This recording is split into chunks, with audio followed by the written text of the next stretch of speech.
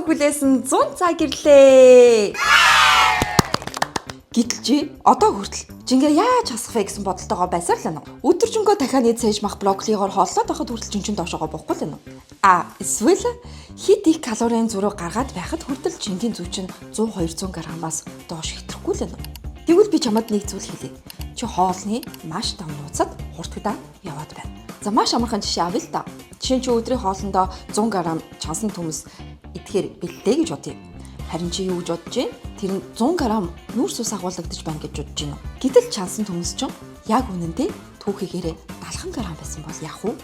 Тэгэхээр чи энэ удаад ч гэсэндээ 30 г-ийн сүрүү алдагдчихлаа гэсэн үг. Өөрөөр хэлбэл чансч болгосон хоолнд маань ус агуулгадаг учраас хэмжээ нь илүү том жинтэй болж ирдэг байх. Тэгэхээр чи өөрөө ч мэдлгүй 30 г-ийн калорийг дутуу тосоолоод биеэ дахиад өсөх горимл руу оруулчихсан байна гэсэн үг. Дээрээс нь хамгийн чухал зүйл нь альва хүнсний 100 г жин гэдэг нь дотроо 100 г шимт хийжэл агуулж байна гэсэн үг ерөөсөө биш шүү. Тэгэхээр чиний тэр чансан 100 г төмсөн дотор ч үнэндээ бол 20-с 21 г л нүүрс ус агуулгадаг. Ба 2 г уурга 0.1 г өөх тос агуулгадаг байх. Харин калори нь 85-аас 90 ккалоритай. Хоолыг ингэж буруу жинэлж, буруу макрог нь тооцсноор чи өөрөө ч мэдгүй калорийн өндөр дутагдалд ордог байх. Тэгэхээр бие организм амьд үлдэхийн тулд метаболизмын дасан зохицол хийж эхэлдэг. Үүний улмаас бамбай булчирхайн гормоны идэвхжил болон дасгалын бус хөдөлгөөний калори шатал буурч жин хасах явц удаашарч эхэлдэг.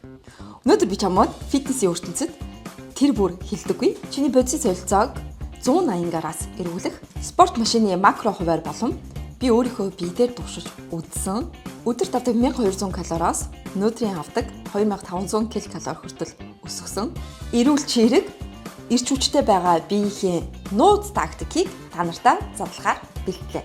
Алуу үзэг бадлаа аваад let's go. За эхлээд хоёулаа өөрийнхөө биений тухай ойлголтыг бүрэн өөрчлөө. Чи бол турхаа зовж байгаа хэн нэгэн биш. Харин чи бол маш үнэтэй спорт машин. За тэгвэл энэ үнэтэй спорт машиныг зам дээр нь тавихад ямар макро шимт хижээлийг өгч байж энэ машин хамгийн сайн хурдлах вэ? Нэгдүгээр чиний машинд бензин хэрэгтэй. Энэ бол нүүрс ус. Фитнес инфлюенсерүүд яриад байдаг. Орой 6-аас хойш бити хоолод бла бла бла. Энэ үгэнд ерөөсөө бити идэг. Үнэн хэрэгтэй чи өдөржингөө юу идсэн чинь л хамгийн чухал.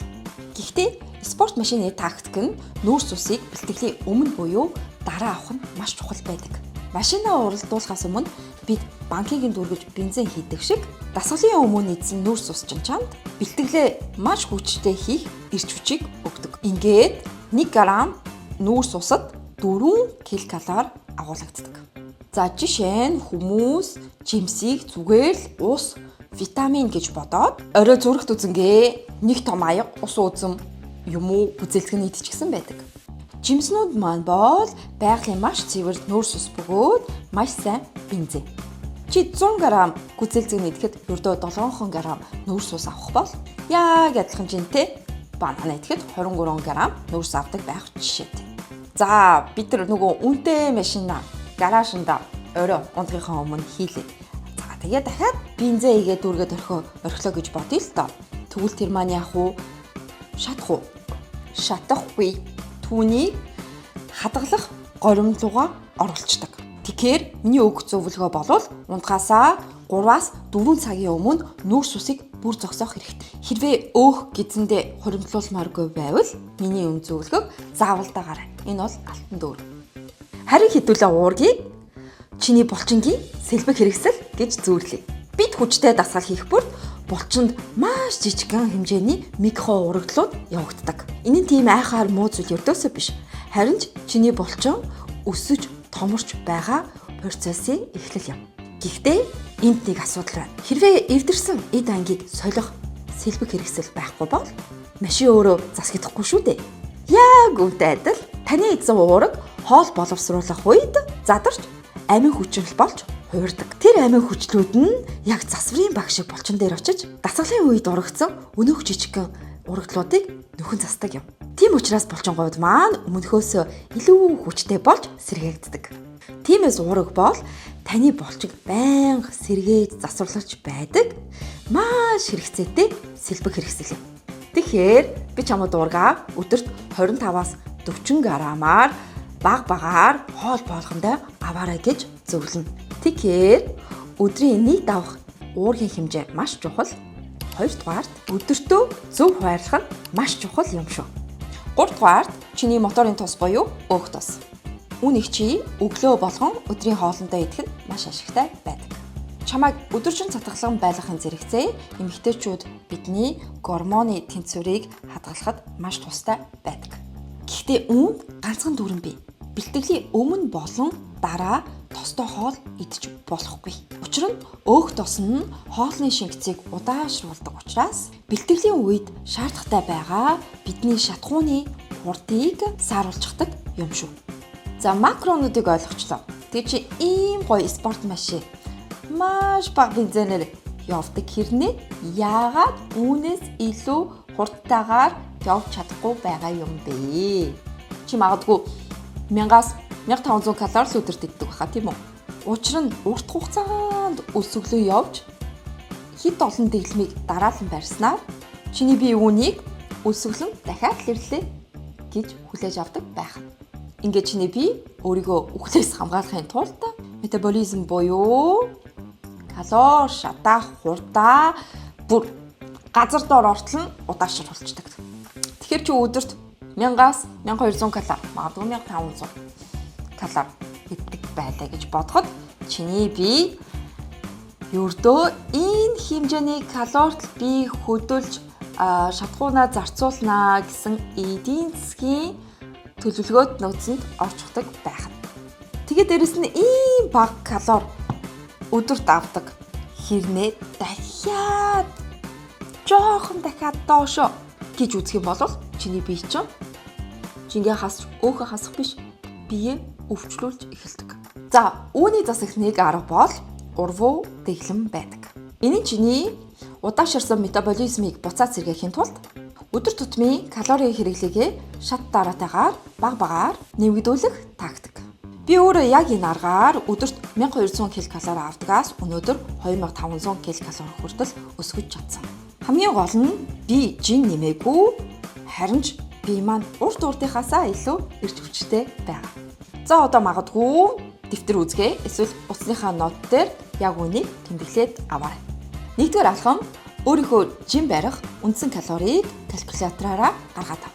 Жишээ нь чиний зорилттой тоо 2000 ккал гарлаа гэж бодъё. Алхам 2.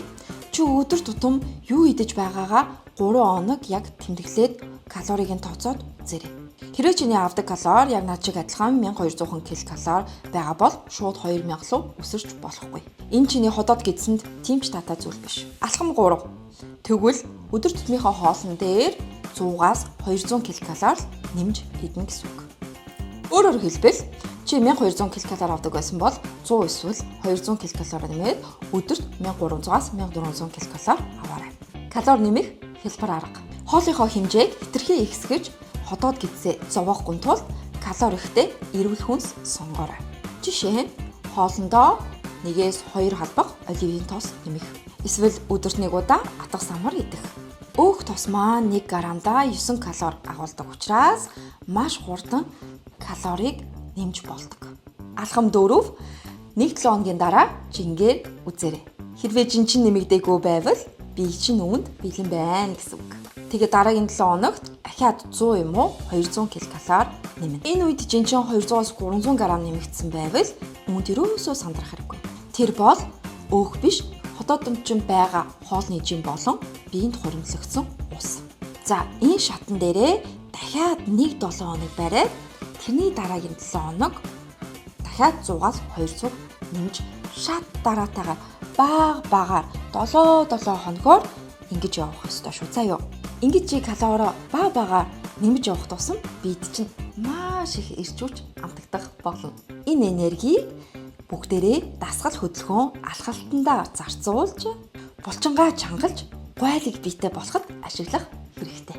Тэгэхээр шат бүрийг хамгийн багадаа 2-7 хоног барьж зорилтод 2000 калоритой хүрээд түүнийгээ 3 сар тогтвортой бариарай. Тэгсээ дараа чи калори багахан хасахад чиний метаболизм гар шиг асах учраас хэвлийн доод хэсгийн маш хайлахад хэцүү өөхнөөс ч маш хурдан алга болох болно. За энэ баахан килокалори, макро шинжилгээл урууд эхлэмэрийг толгоогоороо бодож дэвтэр цаастаа зуурладаг ямар ч хэрэг байхгүй. Чиний өмнөөс 1 секундын дотор гаргаад ирэх автомат шийдлийг би аль хэдийнэ бэлтгэсэн байгаа. Энэ бол миний хөгжүүлсэн дүлгөөн калькулятор. Чи энэ калькулятор руу ороод өөрийнхөө жин, өндөр нас, хөдөлгөөний идэвхжлийг оруулахад чиний спорт машинд яг тохирох уурэг, нүүрсээс өөх тусны жин хэмжээг яг тодорхой гаргаад өгөх болно. Үүнийг хаанаас олох вэ гэвэл миний Instagram хаяг дотор байгаа bio хэсэгт линк энтритэй холбогдсон байна. За тэгэхээр фитнесийн ертөнцид үргэлжлэл хоолоосоо үлс гэдэгч урвууд эглэн бол үүний яг эсрэг. Бөгөөд эрүүл мэндийг нэг тавьдаг дэглэм юм. Өнөөдөр энэ бичлэгээрээ би чамд чи маш сайн хангалттай идэх хэрэгтэй гэдгийг хэлхийг хүслээ.